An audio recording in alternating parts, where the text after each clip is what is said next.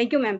Ma'am, मैं क्षमा Sinha ma'am की बहुत बड़ी फैन हूँ, और संध्या मैम की भी, और मैं सीमा मैम को भी तहे दिल से धन्यवाद देना चाहती हूँ कि मुझे इस प्लेटफॉर्म में मौका मिला बोलने का। और मैं मेरा परिचय देती हूँ कि मेरा नाम पहले आरसीएम से पहले शर्मिला सद्दर था, और आरसीएम में आने के बाद मुझे जो मेरे मेंटर ने, मेरे गुरु जो मुझे नाम दिए अग्नि सुधांशु सरदार। और मैं इस परिचय के साथ मेरे जो बचपन की स्टोरी है मैं वो उसको सुनाती हूँ। मेरे परिवार में मम्मी पापा और 4 भाई बहन थे, जिसमें मैं 2 नंबर की हूँ। और मुझे पढ़ने का बचपन से ही बहुत शौक था, लेकिन घर की परिस्थिति के कारण मुझे पढ़ाना नहीं चाह रहे थे।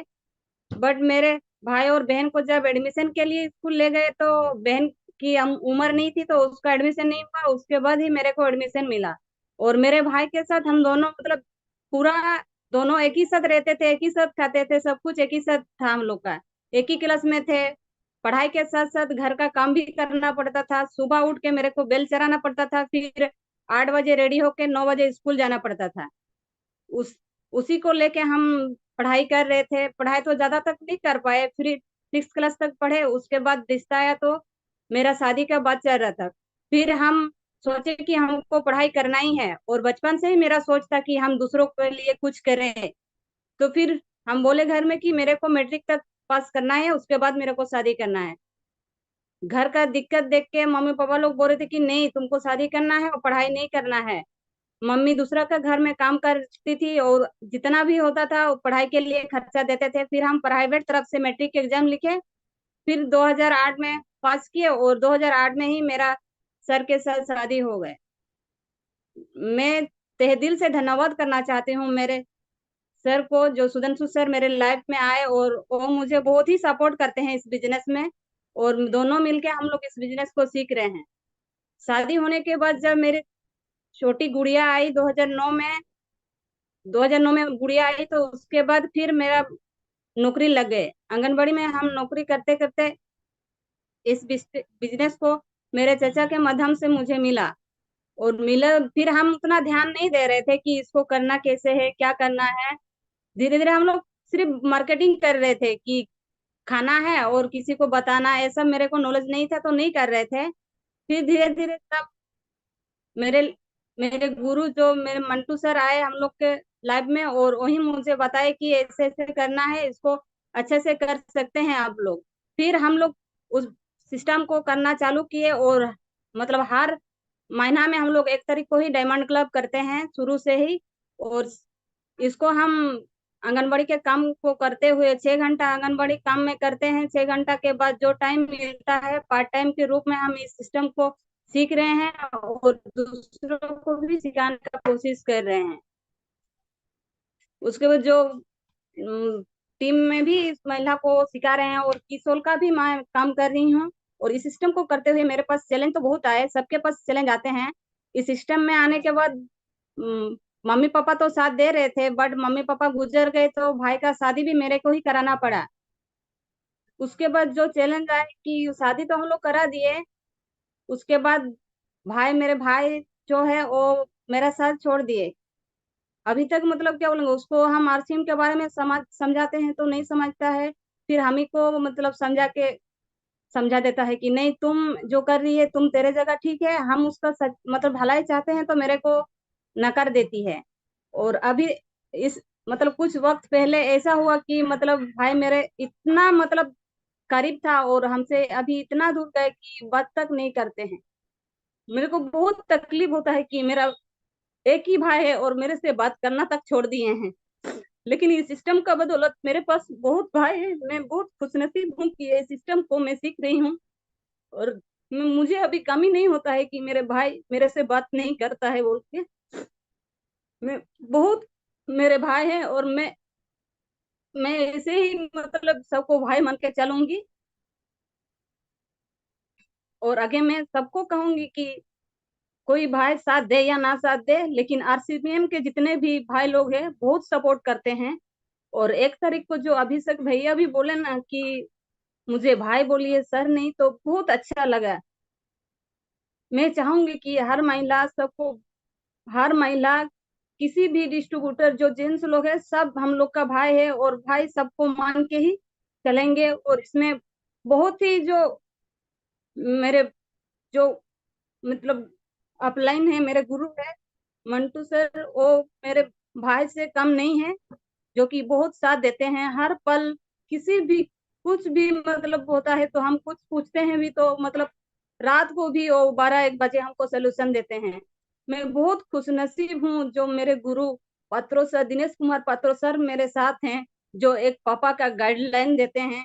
क्योंकि मेरे मम्मी पापा नहीं है, फिर भी हम इसको बहुत अच्छा से कोशिश कर रहे हैं कि सबको सम्मान से हम लोग रहेंगे। और मैं दिनेश कुमार पात्रो सर को पापा मानती हूँ, और उसी के आधार से उसका जो निर्देश अनुसार रहता है मैं उसी को फॉलो करती हूँ। कि सर जो कुछ भी टारगेट देते हैं, कुछ भी हमको बोलते हैं, तो मैं उसी को करती हूँ। क्योंकि मम्मी पापा नहीं है तो मेरे को गाइड करने वाला कोई नहीं है, वैसे मुझे लगता है। लेकिन इस सिस्टम में आने के बाद मुझे ऐसे लगा कि मेरे ही मम्मी और पापा है, और मुझे इस सिस्टम में बहुत मम्मी पापा मिले हैं। मैं बहुत खुशनसीब हूँ कि मुझे इतना गाइड करने वाले मिले हैं। और मेरे परिवार की बात क्या बोलूं कि मुझे मेरे सास ससुर देव देवरानी कोई साथ नहीं देते हैं। मैं छोटी छोटी बच्चे को छोड़ के फील्ड में जाती हूँ, कभी 11-12 बजे घुसती हूँ, तो देखती हूँ कि मेरा छोटा बच्चा भिखारी बच्चा जैसे पड़ा रहता है, तो बहुत तकलीफ होता है मेरे को। और मैं ठानी हूँ कि जो कुछ भी करूंगी मैं इस सिस्टम से मेरे बच्चे के लिए, सारे दुनिया के जो भी बच्चा है, जो भी महिला है इसको कर रही है, जिसको भी तकलीफ हो रहा है, सब इसी में हम लोग सफल होंगे और दिखा देंगे कि हम लोग भी किसी से कम नहीं है। जब जब मैं बच्चे को देखती हूँ तो मुझे यही लगता है कि मेरा जो नौकरी है, नौकरी मेरा हर दिन के लिए नहीं है। जितना तक मेरा एज है उतनी तक ही मेरे को, जितना 64-52 साल, ये 64 साल का है, तो उतना ही हम नौकरी कर पाएंगे, उससे ज्यादा नहीं कर पाएंगे। और यहाँ मतलब पर रॉयल्टी हो जाते हैं तो मेरा पीढ़ी दर पीढ़ी रह जाता है। और एक मेरे साथ ऐसा घटना हुआ कि मेरे बड़ी बेटी होने के बाद जो मुझे संघर्ष करना पड़ा, उसको छोड़ छोड़ के जो भी किए, और उसके बाद 2 साल बाद मेरी और एक बेटी जब डिलीवरी का डेट टाइम पहुंच गया, तो मेरे सास मेरी ननद सब मुझे छोड़ के चल गए। उस वक्त मैंने मेरा बच्चा भी खो दिया, और मुझे साथ देने वाला कोई नहीं था उस टाइम। और मम्मी पापा भी नहीं साथ दिए उस टाइम, वो लोग तो थे ही नहीं। तो बहुत तकलीफ हुआ, लेकिन मैं इस अरसीम के बदौलत मैं बहुत सीखी और बहुत आगे बढ़ने का कोशिश कर रही हूँ, और मेरे साथ साथ सभी महिला को बढ़ाने का कोशिश कर रही हूँ।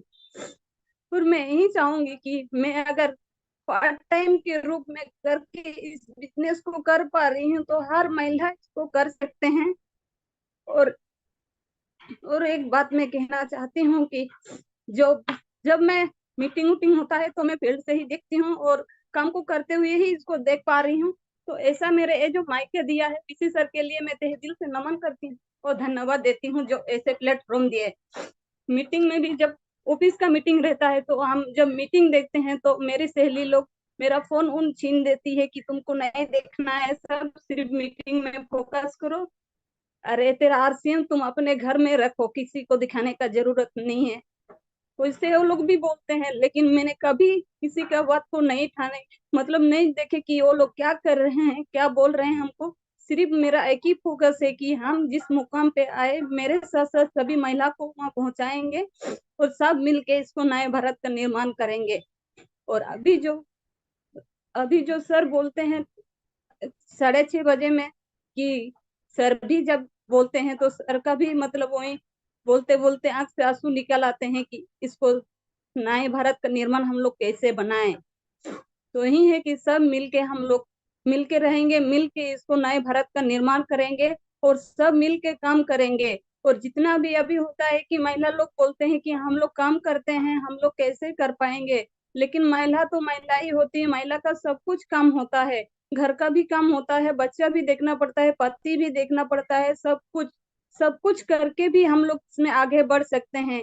क्योंकि अगर सीखना चाहेंगे तो किसी भी चीज से हम लोग सीख सकते हैं, और इसको सीख के ही हम लोग आगे बढ़ सकते हैं।